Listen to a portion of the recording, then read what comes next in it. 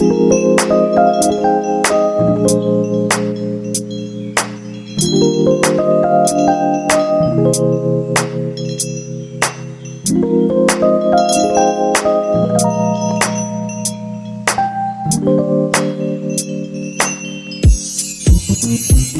عليكم ورحمة الله تعالى وبركاته. مرحبا بكم معايا متتبعي قناة مطبخ بشرى. وصفتنا اليوم غادي نحضروا صابلي من شكل واحد، غادي نحضروا عدة اشكال. نتمنى الفيديو ينال الاعجاب ديالكم، وما تنساوش تدعموني بالاشتراكات وبلي لايك. بسم الله على بركة الله. لتحضير الصابلي غادي نحتاجو 125 غرام ديال زبده مارغرين، 125 غرام ديال زبده سبيسيال، 75 غرام ديال السكر كلاصي، 75 غرام ديال سنيده، معلقه ديال كريم باتيسير، معلقه كبيره ديال حليب بودره، نص معلقه صغيره ديال قهوه سريعه الذوبان، 4 المعالق ديال الزيت، واحد ساشيه ديال الفاني اولا كتنسمو على حسب الرغبه، وبيضه. وغادي نحتاجو الفرص من 600 غرام حتى 650 غرام على حسب نوعيه الدقيق. ندوزو نشوفو الطريقه. غادي ناخدو واحد الخلاط،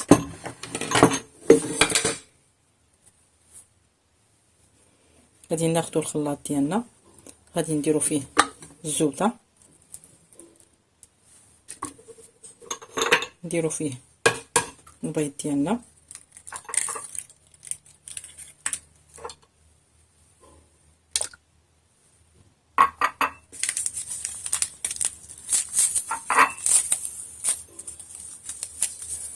شويه ديال الفاني،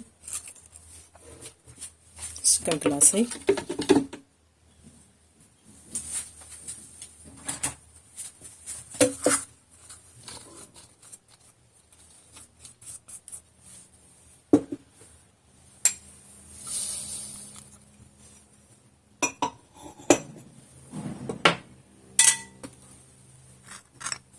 حليب بودره،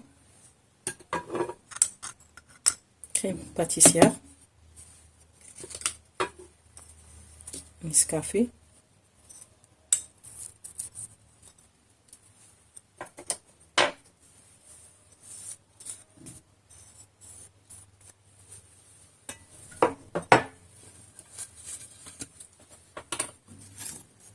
و4 معالق ديال الزيت.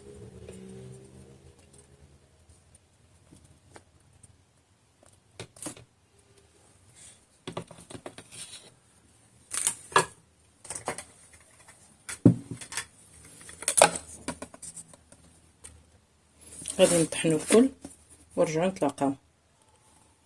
من بعد ما طحنا الخليط ديالنا كيصبح بهذا الشكل هذا، غادي نحاول ننزلو كامل من الخلاط ونرجعو باش ندخلو الطحين. الخليط ديالنا كيصبح ورجعو كريمي. من بعد ما طحنا الخليط ديالنا كيصبح بهذا الشكل هذا، غادي نحاول ننزلو كامل من الخلاط ونرجعو باش ندخلو الطحين. الخليط ديالنا كيصبح كريمي بهذا الشكل هذا، كتشوفوا معنا. اللي ما بغاش يديرو في الخلاط ممكن يخدمو بيدو، المهم حصل على هاد النتيجه. في هاد الاثناء هادي غادي نبدا ندخل الطحين ديالي، الطحين اللي عبرت 650 غرام. غادي نشوف شحال غيدخل ليا، ما بين 600 حتى 650 غرام، ما نفوتوش 650 غرام. بسم الله.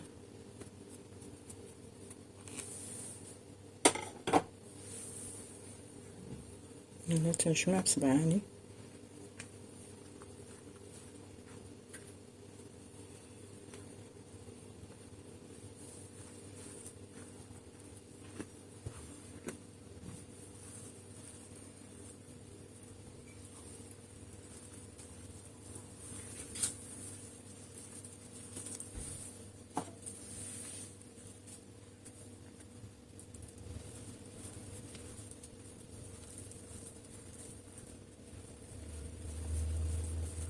كيف كتشوفوا معايا الطريقه باش كنبدا ندخل الطحين.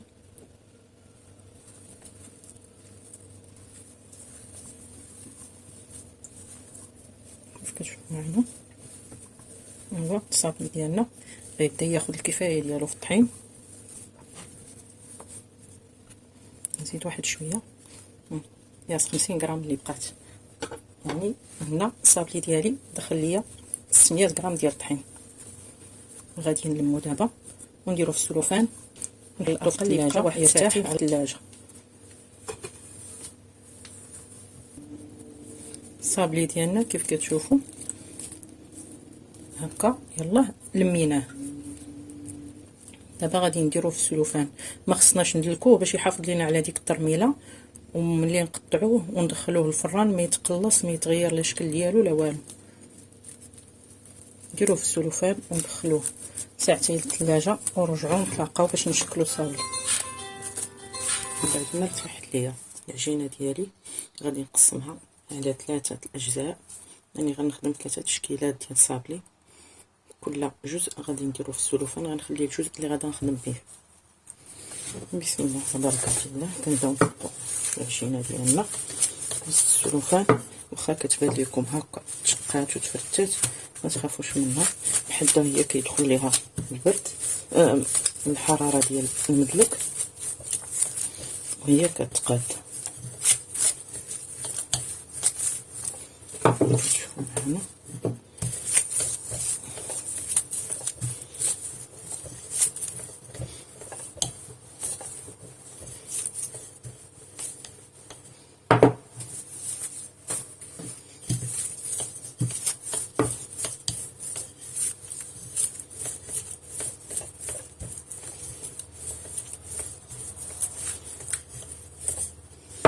في هاد الاثناء اللي تقادات لينا بحال هكا كنحلو السلوفان ديالنا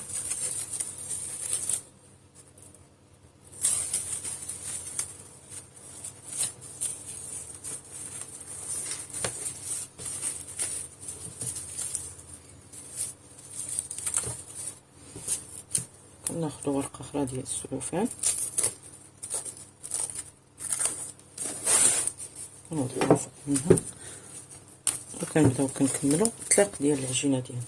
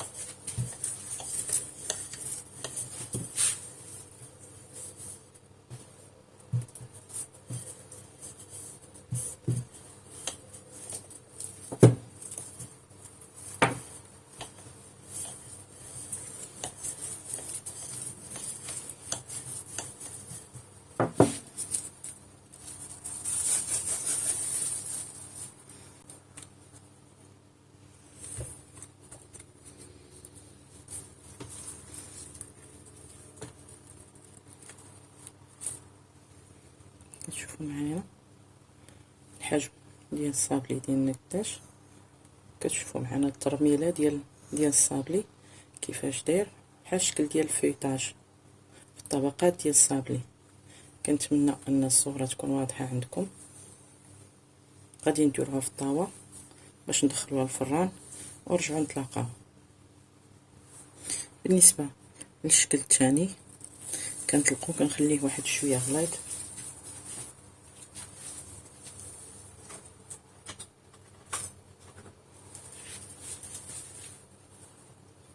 كندير عليه واحد شويه ديال المايزينا بهذا الشكل رشه خفيفه،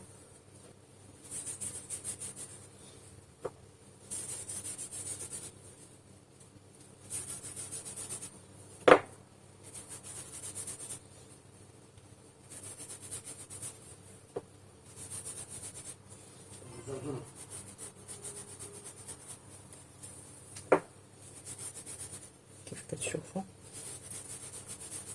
بهذا الشكل هذا.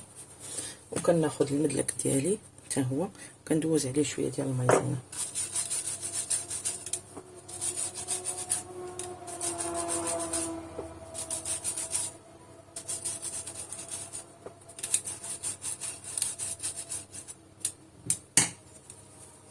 كيف ما كتشوفوا المدلك ديالي لبستو بالمايزينا غير خفيفه، ما خصنيش يعمر ليا بحال هاد البلايص باش يعطيوني ديك الطبعه اللي انا كنقلب عليها. كنحط المدلك بهذا الشكل وكنمشي مره واحده، ما كنعاودش نهز المدلك.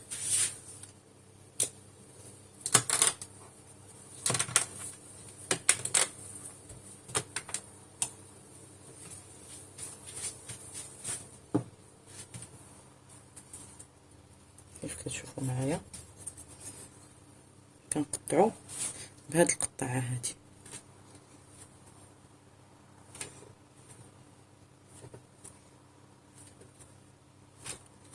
البلايص اللي ما خرجاتش فيهم الطبعه مزيان ما كنقطعهمش، خليهم تنعاودهم.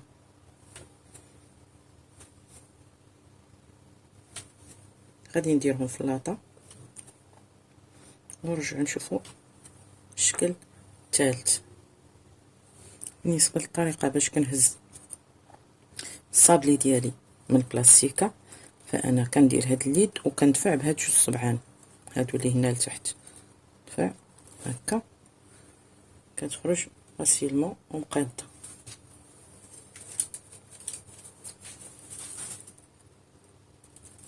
كنحط هاد اليد هنا وكندفع بهاد جوج صبعان.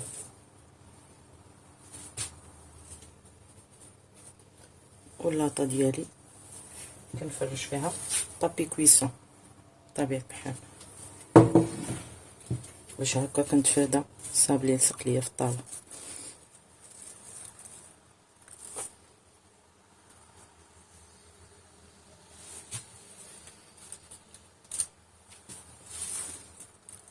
وحنا غاديين تنكملو.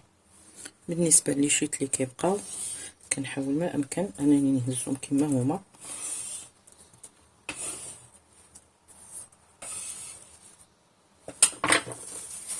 كنخرج لهم السلوفان هكا بهاد الطريقه هادي.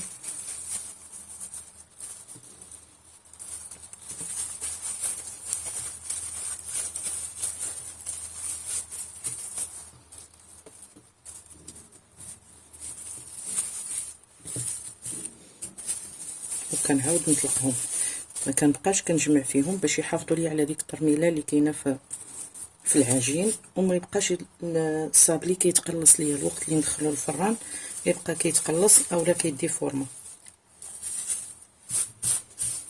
هكا كتخرج لكم بحال اللاطه الاولى بحال اللاطه الاخرى. بالنسبه للشكل الثالث غادي ناخذ هذا الشكل ديال الطابلو، غادي نطبعو وحده سامبل.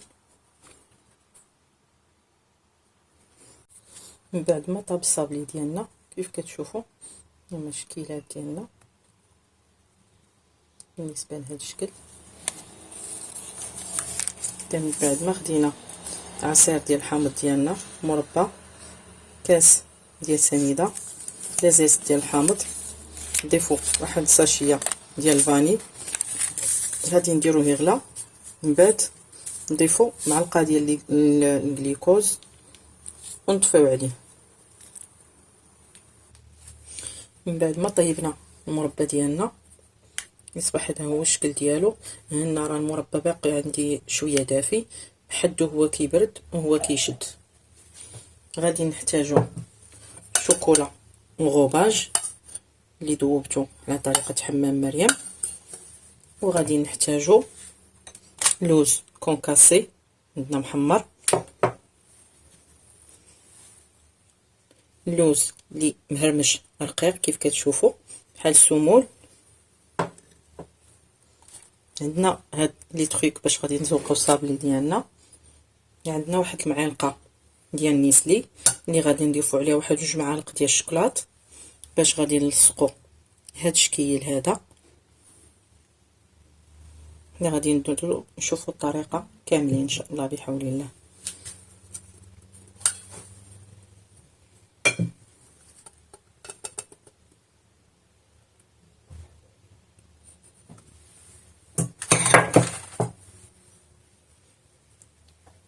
هنا ليس حلو غادي نخلطوه مع الشوكولا انغوباج، غادي يعطينا واحد التعليكه اللي هي لذيذه ومغايره على التعليكات المعتادين كيف كتشوفوا معنا. حدو هو كي يبرد وهو كي يشد في راسو.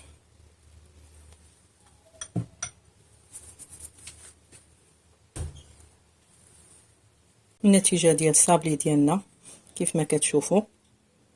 نتمنى الفيديو ينال الاعجاب ديالكم وشكرا على المتابعه.